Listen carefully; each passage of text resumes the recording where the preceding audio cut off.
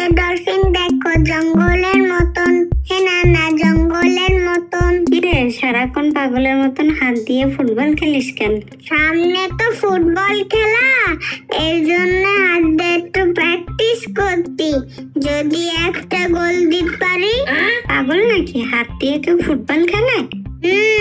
তোমরা এমন একটা দল করো যে তোমাদের গুরুই হাত দিয়ে গোল দিয়ে একটা বিশ্বকাপ নিছে, তাহলে আমি খেললে কি দোষ?